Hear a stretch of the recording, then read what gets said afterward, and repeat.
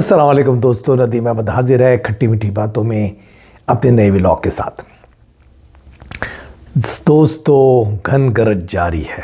عید کے بعد مارکا آرائی شروع ہو چکی ہے۔ بڑی اہم خبریں۔ سب سے پہلے تو عمران خان صاحب آج پھر ایک ہیئرنگ میں آئے اڈیالہ جیل میں، اور بڑے گھن گرج کے ساتھ انہوں نے دوبارہ آرمی چیف آف اسٹاف جناب عاصم منیر صاحب پر گولہ باری کی، یعنی کہ ان کو بہت ساری چیزوں میں مورد الزام ٹھہرایا۔ دوسرے نمبر پہ جناب عائشہ بی بی کی بہن مریم ریاض بٹو، وہ انہوں نے کافی سخت بیانات دیے ہیں اپنے وکلا ٹیم کے خلاف، اور بڑے الزامات لگائے کہ جو بڑے بڑے وکلا نے سینٹ اور ایم این اے کی سیٹ تو ہم سے لے لی، لیکن وہ کچھ نہیں کر رہے ہمارے مقدمات میں، خاص طور سے عائشہ بی بی کو بالکل ہی نیگلیکٹ کیا جا رہا ہے۔ اور جناب ہمارے شیر افضل مروت ایک اور بڑا دھماکہ کر گئے، جس سے نہ صرف پاکستان کی خارجہ پالیسی بلکہ خود عمران خان کی پارٹی بھی ہل کر رہ گئی۔ اور ایک چیز اور آخر میں کہ جہاں سندھ کی گورنر کے لیے آخری مارکا شروع ہو چکا ہے، اور دونوں پارٹیوں نے سب بندی کر لی ہے، جس میں خاص طور سے ایم کیو ایم پاکستان بتائیں گے اس کے بارے میں تمام تفصیلات۔ سب سے پہلے میں آپ لوگوں سے گزارش کروں گا کہ میرے چینل کو سبسکرائب کیجئے، جو بیل کا بٹن آتا ہے اس کو کلک کیجئے، اور اس کے بعد آپ کو جو آپشنز آتا ہے آل ویڈیوز کا، اس کو سلیکٹ کیجئے۔ اور اگر میرے خیالات، میرے تجزیات آپ کو پسند آتے ہیں تو ضرور جو ہے لائک کا بٹن کلک کیجئے، اور ساتھ ساتھ اپنے کامنٹس ضرور دیجئے۔ ایک اور گزارش کہ اپنے دوستوں، جاننے والے، اہل محلہ، عزیز و اقارب، جو بھی لوگ ہیں جو آپ کی جان پہچان کے ہیں، ان سب کو میرے اس چینل کا لنک ضرور شیئر کیجئے۔ اب ہم چلتے ہیں تفصیلات کے لیے۔ تو تفصیلات بڑی اہم ہیں۔ سب سے پہلے جناب عمران خان صاحب وہ آج آئے، سائفر کیس کی ہیئرنگ تھی،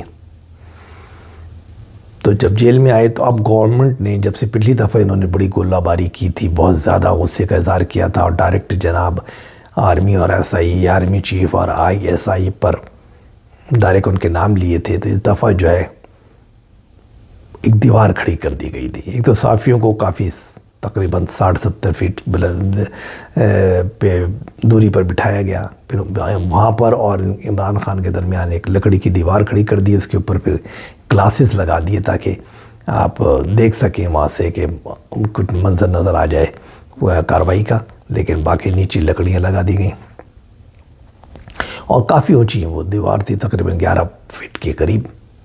عمران خان صاحب جو تھے وہ بھی کافی دور تھے، 50 فیٹ اور دور عمران خان صاحب۔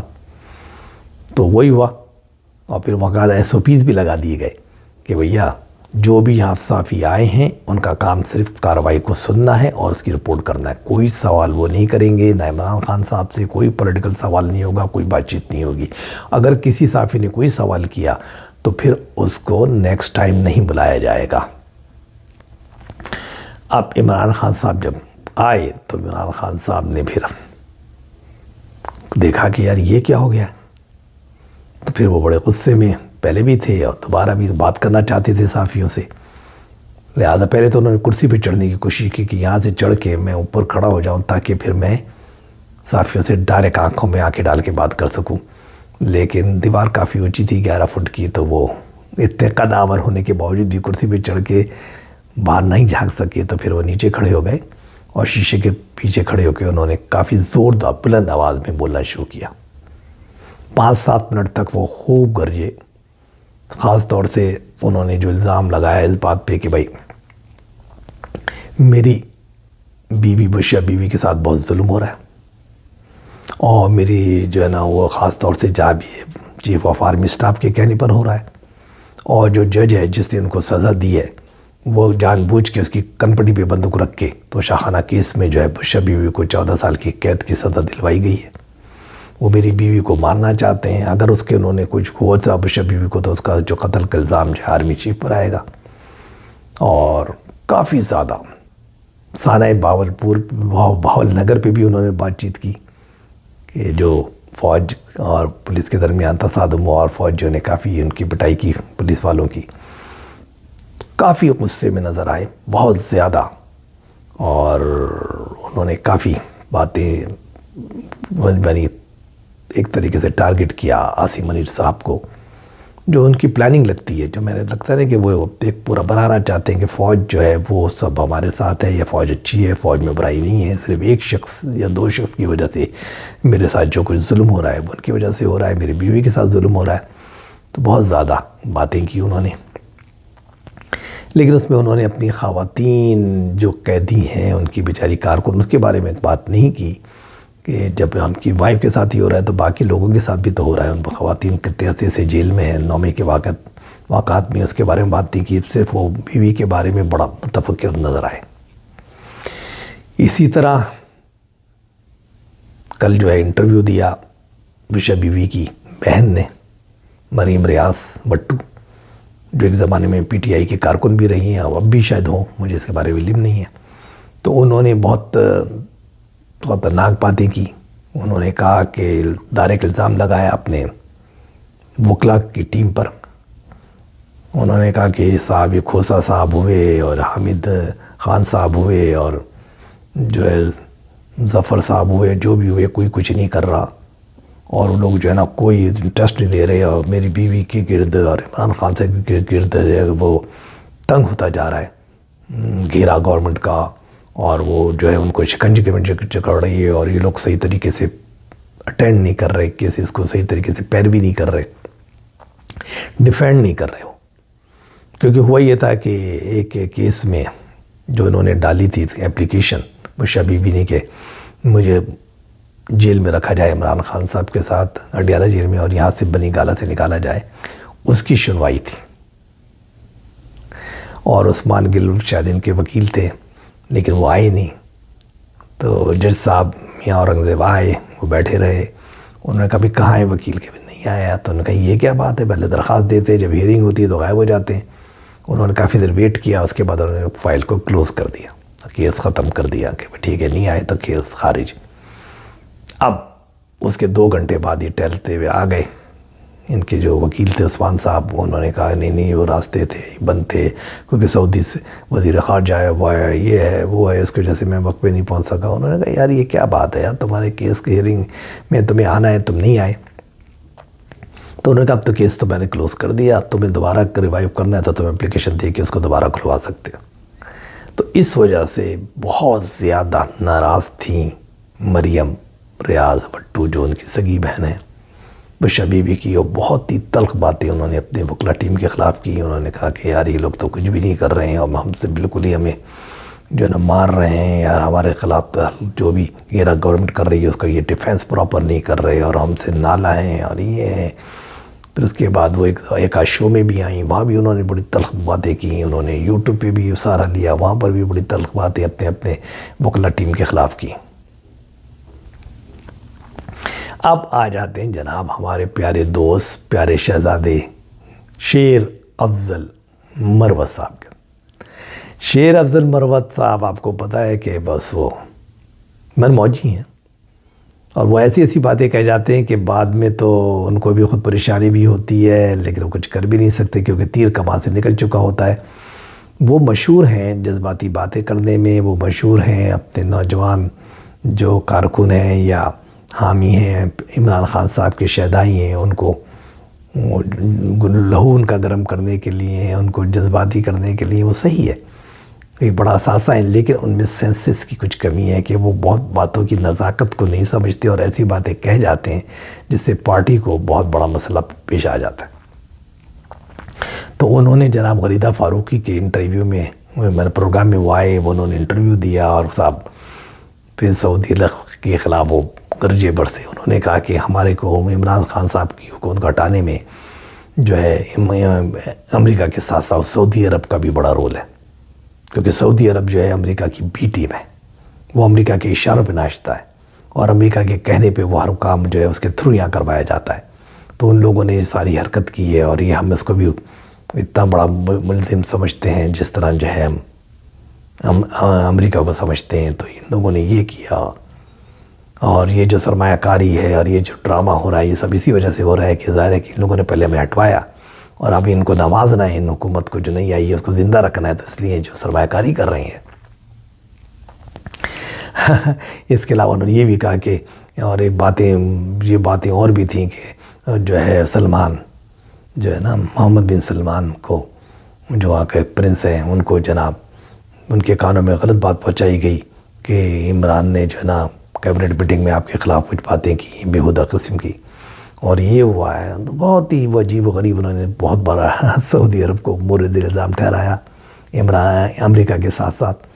اور اس کے بعد تازیے ٹھنڈے ہو گئے پی ٹی آئی کے، کیونکہ ابھی تو دورہ کر رہے ہیں وزیر خارجہ سعودی عرب کے، یہاں پر معاملات چل رہے ہیں انویسٹمنٹ کے لیے، ان کو منایا جا رہا ہے تاکہ وہ کوئی $5 بلین کا کوئی انویسٹمنٹ آ جائے، کچھ ملک میں کچھ تھوڑا بہت خوشحالی شروع ہو، کچھ ہو، کچھ سرمایہ کاری ہو. اور انہوں نے آ کے یہ باتیں کر دی. اس کے بعد پارٹی کا بہت سخت بیان آ گیا.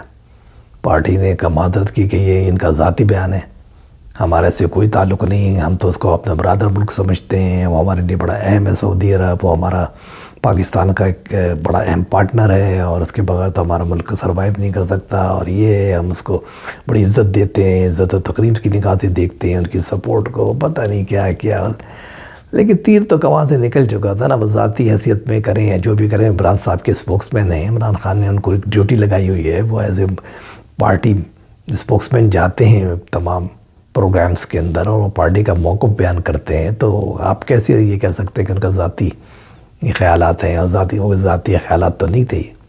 یہ تو ظاہر ہے کہ وہی باتیں تھیں، اور خاص طور سے وہ تو اتنی پہنچی ہوئی شخصیت ہیں کہ وہ پوری جو ان کی پارٹی کی کور کمیٹی بھی ان کو کچھ نہیں کہہ سکتی. کسی کو گردانتے نہیں ہیں، کسی کو لفٹ نہیں کراتے، وہ تو ڈنکے کی چوٹ پہ بولتے ہیں اور خوب بولتے ہیں اور کہتے ہیں مجھے عمران خان صاحب کے آشیرواد حاصل ہے.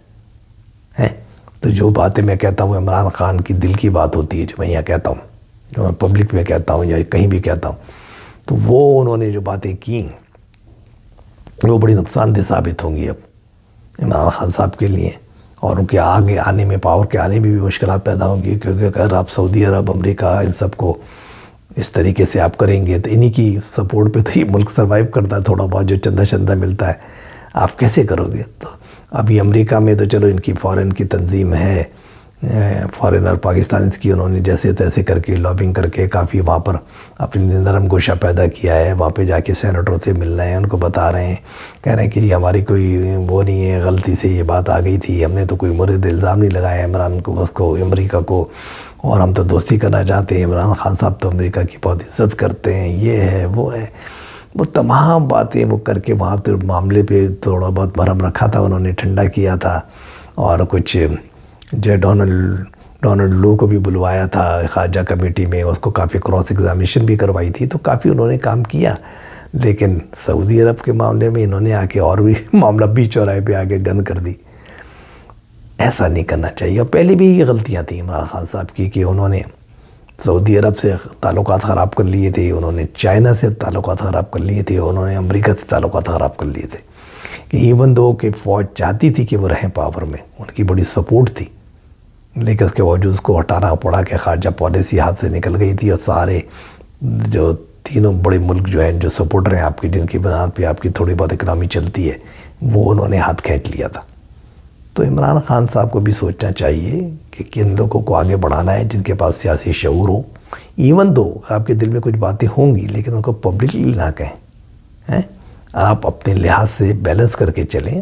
خارجہ پالیسی ہی کے سے سارا ملک چلتا ہے، اور خارجہ پالیسی کی بنیاد پہ آپ پاور میں آتے ہیں. اگر کوئی ایسا لیڈر جو کہ تمام ملکوں کی نگاہ میں کھٹک رہا ہو تو پھر اس کو پاور میں کیسے لایا جائے گا؟ پاور میں آ بھی جائے تو پھر آپ کیا کریں گے؟ سعودی عرب سے ایڈ نہیں ملے گی جی، سی پیک آپ نے ٹوٹل بند کرا دیا تھا، چائنا سے ایڈ نہیں ملے گی، امریکہ سے ایڈ نہیں ملے گی، تو آپ جاؤ گے کہیں؟ ملک چلے گا کیسے؟ آپ تو بیٹھے رہو گے، ملک نہیں چلے گا. تو پھر وہ جو لانے والی جو انر کور ہے نا، وہ پھر آپ کو تو ہٹا دے گی، کیونکہ پاکستان تو ڈیپ اسٹیٹ ہے. پاکستان میں تو عوام وغیرہ کا جو ہے وہ تو حیثیت بہت کم ہے نا، پیچھے سے ہی چلتی ہے نا ساری. تو ڈیپ اسٹیٹ کا مطلب یہی ہوتا ہے کہ کچھ ایسی قوتیں ہوتی ہیں جو فائنل فیصلہ وہ کرتی ہیں. لیڈر جو ہیں وہ تو عوام کی بات کرتے ہیں، سامنے آتے ہیں، ان کو فرنٹ پہ رکھا جاتا ہے، لیکن پیچھے سے فیصلہ ہوتا ہے. اور یہ ہر ملک میں ہوتا ہے. ایون امریکہ میں بھی کچھ ایسے گروپس ہیں کہ یا ٹرمپ کو لانا ہے، نہیں لانا، یہ غلط ہے، یہ ہمارے ملک کی یا خارجہ پالیسی بھی غلط ہے. اسی طریقے سے اور بھی دنیا میں ایک انر کور تو ضرور ہوتی ہے جو فیصلہ کرتی ہے کہ یار کوئی پبلک ہم نے بنائی تو جمہوریت ہے، کوئی جمہوریت ہے، لیکن اس پہ کوئی ایسا آدمی نہ آ جائے کہ جو ہمارے ملک کو بیچ دے یا ملک کو تباہ کر دے یا ملک کو توڑ دے. تو بہت ہی ایک انر کور ہوتی ہے، وہ بہت ساری چیزوں پہ نگاہ رکھتی ہے اور وہ گائیڈ بھی کرتی ہے لیڈران کو کہ بھائی یہ ہے حدود، اس کے اندر رہ کے آپ کو کام کرنا ہے، اس سے آگے نہیں جانا ہے، کیونکہ پوری دنیا میں ہم کو سروائیو کرنا ہے. تو سروائیول کے لیے، دنیا میں زندہ رہنے کے لیے خارجہ پالیسی بڑی اہم چیز ہے. کیونکہ آپ کی جب آپ زندہ رہتے ہیں نا، ٹریڈ پہ زندہ رہتے ہیں، پیسے کو انٹرنیشنل ٹریڈ دنیا میں ہو رہی ہے، کیونکہ اب گلوبل ہو چکی ہے ہر چیز. تو ہر چیز سوشل میڈیا پہ اور انٹرنیٹ کے تھرو پہنچ میں ہے، کہاں سے خریدنا ہے، کہاں سے بیچنا ہے، آن لائن کیا کرنا ہے، کیسے کرنا ہے. تو اب جو چیزیں جو ہیں اسی طرح چلتی ہیں، اب جذبات سے نہیں چلتی کہ یار اس کو برد الزام ٹھہرا دو، اس کو برد الزام ٹھہرا دو. تو جناب شیر افضل مروت صاحب کو کنٹرول کرنا چاہیے، ان لوگوں کو بڑا سخت ایکشن لینا چاہیے کہ یار تم یہ کیا کر رہے ہو. ہم اتنی محنت کرتے ہیں، ہم بناتے ہیں پارٹی کے جو غلطیاں پہلی ہوئی ہیں ان کو صحیح کر رہے ہیں، امریکہ سے تعلقات بہتر کر رہے ہیں، ہمیں سعودیہ سے بھی بہتر کرنا ہے، چائنا سے بھی کرنا ہے، تاکہ ہم دوبارہ پاور میں آئیں تو تمام لوگ خوش ہوں ہم سے. لیکن آپ یہ کیا حرکتیں کر رہے ہو؟ یہ حرکتیں تو آپ کے لیے، ہمارے لیے، پارٹی کے لیے بہت نقصان دہ. تم تو کہہ کے چلے جاؤ گے، تمہاری کیا لیڈرشپ ہے. تو یہ بہت خطرناک کام کیا انہوں نے. آئی ڈونٹ نو اب اس کو کیسے ہینڈل کرے گی پی ٹی آئی. بہت بجھ گئے اب تو، وہ کافی ٹھنڈے بھی ہو گئے. بعد میں ایک اور پروگرام میں آئے وہ، لیکن بہت ٹھنڈے تھے، خاموش تھے، وہ گھنگرج نہیں تھی ان کی آواز میں، کیونکہ وہ کافی دباؤ ان پہ پڑا تھا کہ جو ان کے منہ سے جو الفاظ نکل گئے. لیکن یہ سوشل میڈیا، یہاں سے الفاظ ایک دفعہ نکل گئے پھر پوری دنیا میں وہ گھومتے ہیں. ان کی کٹنگز، ان کے جو چھوٹے چھوٹے ٹکڑے ہر جگہ گھوم جاتے ہیں. اب آتے ہیں سندھ کی طرف، اور سندھ کے اندر اب ان کو ہٹانے کی باتیں ہو رہی ہیں. لیکن جو ہمارے گورنر ہیں ٹیسوری صاحب، کامران ٹیسوری، انہوں نے کسی طرح ایم کیو ایم کو بنا لیا ہے. اب ایم کیو والے ڈٹ گئے کہ یہ بندہ ہمارا ہے، یہی رہے گا.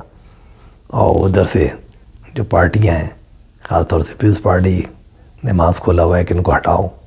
لیکن اس کے ساتھ ساتھ دوسری پارٹی ابھی یہ نون لیگ بھی نہیں چاہتی، اور مقتدرہ کے حلقے بھی بہت زیادہ ابھی انٹرسٹڈ ہیں یا نہیں ہیں. تو ابھی کل گردش ہو گئی تھی، نام آ گیا تھا کہ جناب جو باقر صاحب ہیں، وہ جو پہلے وزیر اعلیٰ تھے قائم مقام سندھ کے، ان کو بنایا جا رہا ہے. وہ خبر پھیلی اور ایسی پھیلی کہ پورے جگہ پھیل گئی. پھر ایم کے ایم والے جوش میں آ گئے. فاروق ستار نے بیان دیا، انہوں نے بیان دیا، یہ دیا کہ ایسا کیسے ہو سکتا ہے، یہ ہمارا رائٹ ہے، یہ ہمارا بندہ بیٹھا ہے کامران ٹیسوری، اس کو کوئی نہیں ہٹا سکتا، ہماری مرضی کے بغیر، ہماری منشا کے بغیر سندھ کا گورنر صرف ہمارا ہوگا. اور بہت زیادہ وہ چلائے اور بہت زیادہ انہوں نے اپنی وہ دکھائی، مطلب ایک کیسے کہ نا ریزسٹنس بھی دکھائی اور ساتھ ساتھ غصہ بھی شو کیا کہ نہیں ہے، یہ ناراضگی دکھائی کہ نہیں ایسا نہیں ہو سکتا، ہماری مرضی کے بغیر آپ سندھ کو گورنر نہیں بدل سکتے. اب یہ ہمارا بندہ ہے، اگر اس کو ہٹانا بھی ہے تو ہماری مرضی سے جس کو ہم چاہیں گے اس کو لانا پڑے گا. تو کافی دنوں سے رسہ کشی سندھ کے معاملے پہ چل رہی ہے. تو کئی گروپ ہیں ایم کیو ایم کے، پھر مقتدرہ کی اپنی بھی مرضی ہے، اور پیچھے سے جناب وہ بھی ہے، نون لیگ بھی چاہتی ہے، کیونکہ نون لیگ کو سندھ دیا گیا ہے تو نون لیگ چاہتی ہے کہ وہ بھی ایسا ہو. پھر نون لیگ پیپلز پارٹی کی وہ بھی نہیں کر سکتی، تو وہ بھی چاہتی ہے کہ نہیں یار پیپلز پارٹی بھی اس پہ آن بورڈ ہو. تو ایسا بندہ لائیں جو پیپلز پارٹی کو، مقتدرہ کو اور ہمیں ہو ایکسیپٹیبل. لیکن وہ پھر مشکل ہوتا ہے کہ ڈائریکٹ ایم کیو ایم کا بندہ لے آئے ہیں. ایم کیو ایم کا بندہ آنے کا مطلب ہے کہ بالکل ہی ان کا اپنا 100% بندہ اگر آپ لاتے ہیں تو وہ ظاہر ہے کہ ان تینوں کو سیٹسفائی نہیں کر سکتا. یہ وہ پریشانی چل رہی ہے، کسی نام پہ اتفاق نہیں ہو پا رہا. جو نام آتا ہے اس پہ ایم کیو ایم یا تو پنگا کر دیتی ہے، اگر ایم کیو ایم کس پہ ایگری کرتی ہے تو جس پارٹی پنگا کر دیتی ہے، نون لیگ پنگا کر دیتی ہے، یا اوپر سے جو مقتدرہ حلقے ہیں وہ اس کو ایکسیپٹ نہیں کرتے. تو ایک عجیب کشمکش چل رہی ہے. دیکھیے کیا ہوتا ہے. ایم کیو ایم کتنی طاقت دکھانے میں کامیاب ہوتی ہے، کیونکہ وہ نام تو خیر آیا تھا لیکن اس کے بعد وہ پیچھے ہٹ گیا. تو ابھی تک پتہ نہیں کیا ہونے والا ہے. پیش کی مبارکباد البتہ ان کو ملنا شروع ہو گئی ہے کہ بھئی آ رہے ہیں، آپ آ رہے ہیں، اب گورنر آ رہے ہیں. تو لیٹس سی کیا ہوتا ہے. آنے والے دن بڑے خوبصورت ہیں اور مزیدار ہیں. خوبصورت جو میں کہتا ہوں تو لوگ کہتے ہیں یار خوبصورت آپ کہتے ہو. خوبصورت کا مطلب یہ ہوتا ہے کہ جو لوگ سیاست میں دلچسپی رکھتے ہیں تو ان کو ذرا اگر چٹپٹی باتیں ہوتی ہیں تھوڑا تو وہ اس کو ہم خوبصورتی کہتے ہیں، یعنی کہ گرما گرمی ہے، تھوڑا انٹرسٹ. اب کیا ہونے والا ہے، کیا ہوگا، کیسے ہوگا، تو وہ باتیں ہو رہی ہیں. بہرحال دیکھیے، جب تک کے لیے مجھے اجازت دیجیے. اللہ حافظ.